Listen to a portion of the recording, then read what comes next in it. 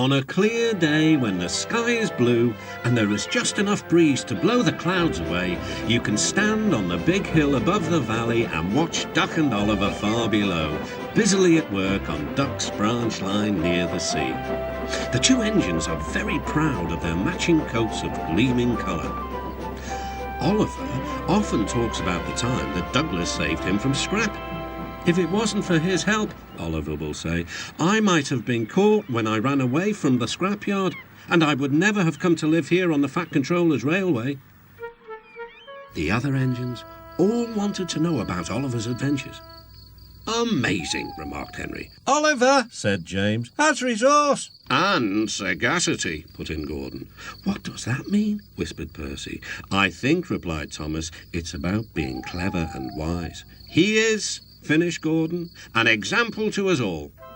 I'm sorry to say that Oliver became very puffed up in the smoke box. Henry says I'm amazing. He's right. He whistled as he swooshed along the line. One day, the Fat Controller came to see him. You are doing well. Now, you must learn how to look after trucks. Every wise engine knows that you cannot trust trucks. The other engines warned Oliver, but he took no notice. You think I can't manage? He said huffily. Gordon knows better. He says I'm sagacious. You may be good gracious, or whatever you call it, but trucks can be troublesome and— Say no more, Duck, interrupted Donald. It's maybe a pity, but the wee engine'll have to learn for himself. Oliver pulled some loaded trucks to a siding and pushed the empties to the chute.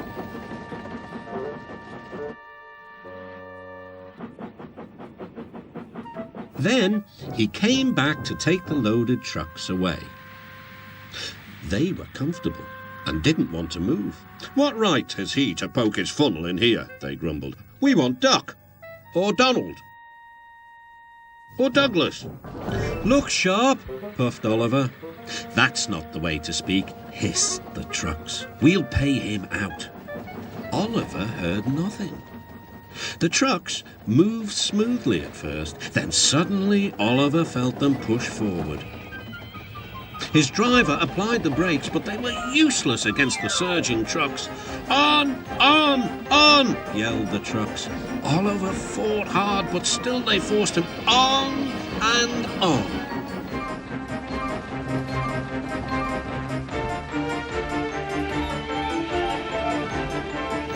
At last the trucks grew tired. I'm winning, gasped Oliver. But it was too late. Oliver lay, bruised and bemused, bunkered down in the turntable well. Duck surveyed the damage. Hello, Oliver. Are you being a good gracious engine? Beg pardon, of course, but we really don't like this sort of surprise. Donald and Douglas will miss their turntable until it is mended. That evening, Oliver was hauled gently to safety. I'm sorry, sir, he said to the Fat Controller. I should have listened to Duck's advice. I don't feel good gracious, whatever it is. I just feel silly. Well, Oliver, replied the Fat Controller, now you know the damage trucks can do.